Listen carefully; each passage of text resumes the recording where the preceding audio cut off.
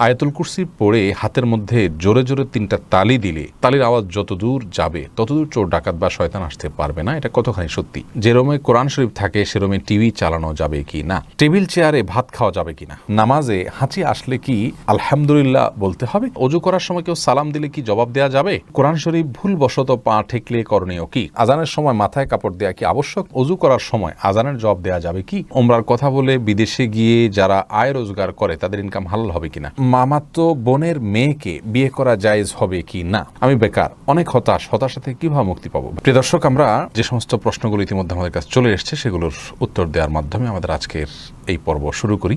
রায়হান হাসান জানতে চেয়েছেন, অজু করার সময় কেউ সালাম দিলে কি জবাব দেওয়া যাবে? উত্তর হলো যাবে, কোনো অসুবিধা নেই। অজুর মধ্যে অজুর ফাঁক দিয়ে আপনি কারোর সালামের জবাব দিতে পারেন, তবে পানির ট্যাপ ইত্যাদি বন্ধ করে নেবেন যাতে করে পানি অপচয় না হয়। আর গল্প স্বল্প করা যাবে না। মেহেদী হাসান জানতে চেয়েছেন, নামাজে হাঁচি আসলে কি আলহামদুলিল্লাহ বলতে হবে? ভাই মেহেদী হাসান, নামাজে যদি হাঁচি আসে তাহলে সেক্ষেত্রে আমাদের কোনো কিছু বলতে হবে না, কারণ আলহামদুলিল্লাহ বলা, ইরহামুকাল্লাহ বলা এগুলো সালাতের বাইরের জন্য প্রযোজ্য, সালাতের মধ্যে এগুলো বলা যাবে না।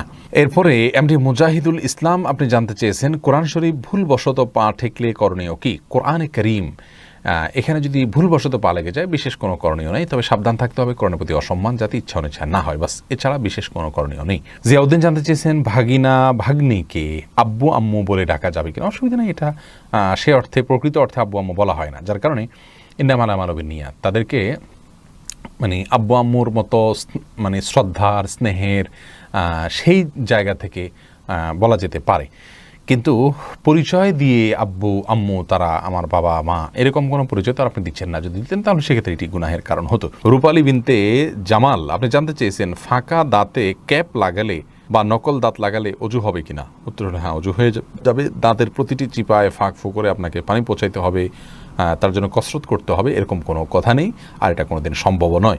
প্রত্যেকটা দাঁতের মধ্যবর্তী যে চিপা আছে সেখানে পানি পৌঁছানো এটা কোনো সহজ কাজ নয়। অতএব এটা শরীয়ত আমাদেরকে নির্দেশ করেন। আল হারজু মাদফু, ইসলামের শরীয়তের একটা মূলনীতি হলো যে জিনিসটা আমাদের জন্য খুব কষ্টকর হয়, যে জিনিসটা আমাদের জন্য খুব ঝামেলার হয়ে যায়, সেটা কিন্তু ইসলাম আমাদেরকে করতে বাধ্য করে না। ফজলে রাব্বি জানতে চেয়েছেন, ওমরার কথা বলে বিদেশে গিয়ে যারা আয় রোজগার করে তাদের ইনকাম হালাল হবে কিনা? যদি যে কাজটা করছেন সে কাজটা হালাল কাজ হয়, হারাম কোনো কাজ করছেন না, তাহলে সেখান থেকে উপার্জিত অর্থ তার জন্য হালাল হবে ইনশাআল্লাহ। তবে তিনি ধোঁকা দিয়েছেন, প্রতারণা করেছেন, তার জন্য তিনি কবিরা গুনাহ করেছেন, এবং এই কবিরা গুনাহ থেকে তওবায়ে নাসুহা করে ক্ষমা চাওয়ার আগ পর্যন্ত ক্ষমা হবে না। আমরা মনে করি যে অপরাধ একটা করে ফেলি পরে মাপ চেয়ে নেব, এটা আসলে কোনো তওবা না। অপরাধ করার পরে লজ্জিত হয়ে নিজের আপনজনকে ভুলে হত্যা করে ফেললে মানুষ যেরকম সারা জীবন সে পাপের জন্য প্রায়শ্চিত্ত করে, সেরকম প্রায়শ্চিত্ত করতে হবে, এটা হবে তওবা ইনশাআল্লাহ। তখন আল্লাহর কাছে সেরকম গুনাহ থেকে আপনি মুক্তি লাভ করতে পারবেন। অতএব হারাম হয়ে যাবে না পুরো উপার্জন, কিন্তু তওবা করতে হবে। ফাতেমা আক্তার নীলা আপনি জানতে চেয়েছেন, সূরা ইয়াসিন পড়লে মনের আশা পূরণ হয়, এটা কি সত্য? কোন ফাতেমা সূরা ইয়াসিন পড়লে মনের আশা পূরণ হয় এরকম কোনো কথা রাসূল করিম সাল্লাল্লাহু আলাইহি সাল্লামের কোনো হাদিস থেকে আমরা জানি না, এটা সঠিক নয়। সাইফুল ইসলাম আপনি জানতে চেয়েছেন, অজু করার সময় আজানের জবাব দেওয়া যাবে কি? অজু করার সময় আজানের জবাব দেওয়া যাবে যদি আপনি অজুর ফাঁকে দিয়ে ফেলতে পারেন, কোনো অসুবিধা না থাকে, পানি অপচয় না হয়, ফাঁকে দিয়ে ফেলতে পারেন। অজুর সময় তো বিশেষ কোনো দোয়া নেই, অতএব মুখে আপনি সে আমলটা করতেই পারেন। অজুর হাত ধোয়ার সময় এক দোয়া, মুখ ধোয়ার সময় এক দোয়া, পাও ধোয়ার সময়, মাথা মাসা করার সময় এক দোয়া, এরকম বিভিন্ন দোয়ার কথা আমরা জানি, সেগুলো বিশুদ্ধ হাদিস দ্বারাই প্রমাণিত নয়, যার কারণে অজুর ফাঁকে আপনি আজানের জবাব দিতে পারবেন। মেহেদী হাসান জানতে চেয়েছেন, বিয়ের সময় শ্বশুর খুশি মনে কিছু দিলে নেওয়া যাবে কিনা, বলবেন দয়া করে। খুশি মনে দিলে নেওয়া যাবে, কিন্তু খুশি মনটা বোঝা আসলে খুব জটিল, যে খুশি মন কখন হবে। আমাদের সমাজে কিন্তু শ্বশুররা কালচারের কারণে বলে খুশি হয়ে দিছি, আসলে তিনি কতটা খুশি হয়ে দিয়েছেন তার যদি বিষয়টা যদি আপনি নিশ্চিত হতে পারেন তাহলে সেক্ষেত্রে আপনার জন্য এটা অবশ্যই গ্রহণ করা জায়েজ হবে। এরপরে ফারহানা হক দিবা আপনি জানতে চেয়েছেন, ফরজ নামাজের সিজদা কি বাংলা দোয়া করা যাবে? উত্তর হলো না, ফরজ নামাজ সিজদা বাংলা দোয়া করবেন না। এমনি সাদ্দাম হোসেন জানতে চেয়েছেন, আমি বেকার, অনেক হতাশা থেকে কীভাবে মুক্তি পাবো? ভাই, হতাশা থেকে মুক্তির জন্য আল্লাহর প্রতি ভরসা করতে হবে, এবং আল্লাহ রাব্বুল আলামিনের নিরাশার মধ্যে কীভাবে তিনি আলো মানুষের মধ্যে সৃষ্টি করেন, আলো দেখান মানুষকে, সেই ঘটনাগুলো পড়বেন এবং মোটিভেশনাল স্পিচগুলো শুনবেন, সেই সাথে সিরিয়াসনেসের সাথে কাজ করবেন। আমরা অনেকেই হতাশ হয়ে বসে থাকি, চেষ্টা ছেড়ে দিই। আমাদের চেষ্টা অব্যাহত থাকতে হবে, পরিশ্রম থাকতে হবে, অধ্যবসায় থাকতে হবে, উদ্যম আমাদের মধ্যে থাকতে হবে। সফলতা ইনশাআল্লাহ পদচুম্বন করবেই। অল্প হোক বিস্তর হোক সফলতা আমরা দেখব ইনশাআল্লাহ, যদি আমরা সেভাবে কাজ শুরু করি। বেশিরভাগ মানুষ হতাশ হন, তাদের একটা বড় অংশ আপনার যে বিশেষ করে বেকার হতাশ, তারা কিন্তু আপনার সঠিকভাবে পরিশ্রম করেন না। অনেকে ইগো প্রবলেমের কারণে বিভিন্ন কাজ করতে পারেন না। এগুলো সবগুলো ছেড়ে ছুড়ে দিয়ে হালাল উপার্জনের জন্য চেষ্টা করতে হবে। আল্লাহ তাআলা ইনশাআল্লাহ বারাকা দিবেন। এমপি মাহমুদ জানতে চেয়েছেন, মামাতো বোনের মেয়েকে বিয়ে করা জায়েজ হবে কি না? মামাতো বোন সে আপনার মাহরাম নন। যেখানে মামাতো বোনকেই সরাসরি বিয়ে করা জায়েজ আছে, সেখানে মামাতো বোনের মেয়েকে তো অবশ্যই বিয়ে করা জায়েজ আছে, কোনো অসুবিধা নেই। জাহানারা জিনাত জানতে চেয়েছেন, আজানের সময় মাথায় কাপড় দেওয়া কি আবশ্যক না বোন? আজান হলে মাথায় কাপড় দিতে হবে এমন কোনো কথা নাই, এটা আমাদের সমাজে প্রচলিত একটি ধারণা মাত্র। মোসাইব আহমদ জানতে চেয়েছেন, ছোট বাচ্চা মোবাইলে পেশাব করেছে, এখন মোবাইল ফোন পাক করার পদ্ধতি কি হবে? মুছে ফেলবেন, পেশাবের কোনো আলামত না থাকলেই হবে। আর যদি ভিজা কিছু দিয়ে মুছতে পারেন তাহলে সবচেয়ে ভালো, ভিজা কিছু দিয়ে মুছে ফেলবেন যাতে পেশাবের গন্ধ না থাকে। কোনো যদি গন্ধ না থাকে তাহলে কোনো অসুবিধা নেই। যদি কাভার ইত্যাদি থাকে সেটাকে ধুয়ে ফেলবেন, কারণ সেখানে পেশাব শুষে গন্ধ হওয়ার সম্ভাবনা রয়েছে। ইশরাতুস সাদিয়া জানতে চেয়েছেন, 4 রাকাত তাহাজ্জুদের নিয়ম কি? বোন ইশরাতুস সাদিয়া, তাহাজ্জুদের বিশেষ কোনো নিয়ম নেই। অন্য সমস্ত নামাজ আমরা যেভাবে পড়ি তাহাজ্জুদের সালাত আমরা একইভাবে পড়ব।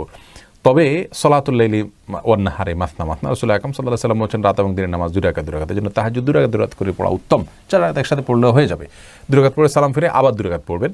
যে কোনো সূরা পড়তে পারেন, তাহাজ্জুদের জন্য নির্দিষ্ট কোনো সূরা না যে এই সূরা পড়তে হবে, এতবার পড়তে হবে, এরকম কোনো কথা নেই। তবে যত দীর্ঘ সূরা পড়তে পারেন, যত আস্তে আস্তে পড়তে পারেন, রুকুতে যত সময় দিতে পারেন, সিজদায় যত সময় দিতে পারেন, রুকু থেকে উঠে দাঁড়িয়ে যত সময় দিতে পারেন, 2 সিজদার মাঝখানে যত সময় দিতে পারেন, ততই কল্যাণ নিহিত আছে। এমডি কাইয়ুম রাহমা এই নাম থেকে আমি যে প্রশ্নটি দেখতে পাচ্ছি সেটা হলো, টেবিল চেয়ারে ভাত খাওয়া যাবে কিনা? উত্তর হলো যাবে। তবে রাসূল করিম সাল্লাল্লাহু আলাইহি ওয়াসাল্লাম সম্পর্কে হাদিসে বর্ণিত হয়েছে, মা আকালা নবী সাল্লাল্লাহু আলাইহি ওয়াসাল্লাম আলাল খেওয়ান কত্তু, তিনি কখনো খেওয়ানের উপরে খান নাই। খেওয়ানের ব্যাখ্যা অনেকে বলেছেন টেবিল চেয়ার, যার কারণে এটা অ্যাভয়েড করা, বিশেষ করে হেলান দিয়ে তিনি কখনো খাননি, এরকম একটি বর্ণনা পাওয়া যায়। তো যার কারণে হেলান দিয়ে খাবেন না। যদি টেবিলে চেয়ারে বসেনও খুব আয়েশ করে আয়েশি ভঙ্গিতে খাবেন না, এটুকু খেয়াল করা জরুরি। বাকি এটা খেলে যে গুনাহ হয়ে যাবে ব্যাপারটি সেরকম নয়। আফিয়া খাতুন মুন্নি জানতে চেয়েছেন, উচ্চস্বরে হাসলে কি ওযু নষ্ট হয়ে যায়? না, উচ্চস্বরে হাসলে ওযু নষ্ট না, তবে নামাজের মধ্যে উচ্চস্বরে হাসলে ওযু নষ্ট হওয়ার কথা ইমাম আবু হানিফা রাহিমাহুল্লাহ বলেছেন। দেলওয়ার হোসেন জানতে চেয়েছেন, যে রুমে কোরআন শরীফ থাকে সে রুমে টিভি চালানো যাবে কি না? দেখুন, যেই রুমে কোরআনে কারীম থাকে সে রুমে টিভি চালানো, টিভিতে যদি হারাম কিছু প্রদর্শিত হয় সে রুমে চালানো গুনাহ, কোরআন না থাকলে সে রুমে চালানো গুনাহ হবে। অর্থাৎ হারাম জিনিস যদি প্রদর্শিত হয় সেটা সব জায়গাতেই দেখা গুনাহের হবে। তবে কোরআনে কারীম যদি থাকে তার এটা কোরআনের প্রতি একটা অসম্মান হয়, যে কোরআনের সামনেই কোরআনের নির্দেশের অবলঙ্ঘন, সেটা সন্দেহভাবে এক্সট্রা একটা অবমাননা হয়, কোরআনের একটা অসম্মান হয়, সেটা আমাদের না করা উচিত এবং কোরআনের সম্মানার্থে অন্তত হারাম থেকে বেঁচে থাকার চেষ্টা করা উচিত। যদি করেন কেউ তাহলে কোরআনের অসম্মান হবে এবং গুনাহ হবে। জান্নাতুল ফিরদাউস আপনি জানতে চেয়েছেন, আয়াতুল কুরসি পড়ে হাতের মধ্যে জোরে জোরে 3টা তালি দিলে তালির আওয়াজ যত দূর যাবে ততদূর চোর ডাকাত বা শয়তান আসতে পারবে না, এটা কতখানি সত্যি? বোন জান্নাতুল ফিরদাউস, আয়াতুল কুরসি সম্পর্কে রাসূল করিম সাল্লাল্লাহু আলাইহি ওয়াসাল্লাম থেকে একাধিক হাদিস বর্ণিত রয়েছে এর ফজিলত এবং মর্যাদা প্রসঙ্গে। তার একটি মর্যাদার বিষয় এও যে যেই বাসায়, যে ভবনে বা যে বাড়িতে বা যে জায়গায় বসে আয়াতুল কুরসি রাতের বেলায় তেলাওয়াত করা হয় সেখানে আল্লাহ রাব্বুল আলামিন চুরি দাড়ি এগুলো থেকে তাদেরকে হেফাজতে রাখেন। অতএব আয়াতুল কুরসির এটি একটি ফজিলত বিশুদ্ধভাবে প্রমাণিত যে সেখানে আয়াতুল কুরসি পাঠ করলে আর চুরি হবে না ওই রাতে। কিন্তু এর মানে এই নয় যে, যেমনটা আপনি বলেছেন যে 3 বার তালি দিতে হবে, তারপর তালের আওয়াজ যতদূর যাবে ততদূর আপনার প্রোটেকশনে চলে আসবে, এরকম কোনো কথা কোনো বিশুদ্ধ হাদিসে বর্ণিত হয়েছে বলে আমাদের জানা নেই। এরপরে জান্নাত রাখি আপনি জানতে চেয়েছেন, স্বামী পরকীয়া লিপ্ত হয়ে দূরে সরে আছে, তাকে কাছে ফিরিয়ে আনার কোনো আমল আছে কিনা? বোন জান্নাত, অনেকে আমাদের কাছে এই বিষয়গুলোর জন্য আমল চান। আমরা মনে করি দোয়া জিকির এগুলো কোনো বোধহয় মিরাকল, অর্থাৎ এগুলো পড়লে অটোমেটিকভাবে আমাদের কোনো অলৌকিকভাবে কিছু ঘটে যাবে। এটি মৌলিকভাবে আমাদের একটি ভুল ধারণা। মনে রাখা উচিত যে আমাদের কর্মের মাধ্যমে আমাদের জাগতিক সমস্যাগুলো সমাধান করতে হবে, সেই সাথে আল্লাহ রাব্বুল আলামিনের কাছে প্রার্থনা করে রাখতে হবে, দোয়া করে রাখতে হবে তিনি যাতে সহজ করে দেন। এখন আপনার স্বামী পরকীয়া লিপ্ত হলে তাকে কাউন্সেলিং করতে হবে, তার সংশোধনের জন্য যথাযথ ব্যক্তি নিয়োগ করতে হবে, তাদেরকে ব্যবহার করতে হবে, আপনি নিজে চেষ্টা করতে হবে, আল্লাহর কাছে দোয়া সেই সাথে চালাতে হবে। আপনি দোয়া করবেন আর অটোমেটিকলি তিনি সংশোধিত হয়ে যাবেন, ব্যাপারটি সেরকম নয়। বিধায় আমাদের এই বিষয়টি খেয়াল করা উচিত। আপনি তাকে নিজের দিকে আকৃষ্ট করুন, তাকে কিভাবে ফেরানো যায় তার জন্য সমস্ত পন্থাগুলো অবলম্বন করুন। আল্লাহর ভয় দেখাতে থাকুন, যাদের মাধ্যমে বোঝালে সম্ভব হয় তিনি বুঝবেন, সম্ভাবনা আছে তাদের মাধ্যমে বোঝাবেন, এবং সেই সাথে আপনি নিজেকে আকর্ষণীয় করে তার সামনে তুলে ধরুন এবং আল্লাহ রাব্বুল আলামিনের কাছে দোয়া করতে থাকুন। সাধারণভাবে দোয়া কবুলের সময়গুলোকে আপনি কাজে লাগান এবং বিশেষ করে সূরা ফুরকানের আয়াত নম্বর ৭৪ সেই সংখ্যা আপনি পাঠ করবেন, রব্বানা হাব লানা মিন আজওয়াজিনা ওয়া যুররিয়াতিনা কুররাতা আয়ুন। আল্লাহ আমার স্বামী, আমাদের পরিবার সদস্য, আমাদের সন্তান সন্ততি, তাদেরকে আমার জন্য চোখ শীতল হয় এরকম মানুষ বানিয়ে দেন। ওয়াজআলনাল মুত্তাকিনা ইমামা, এবং আমাদেরকে মুত্তাকিদের ইমাম বানিয়ে দেন। এ দোয়া আপনি বিশেষ করে পড়বেন ইনশাআল্লাহ বিদিনিল্লাহ।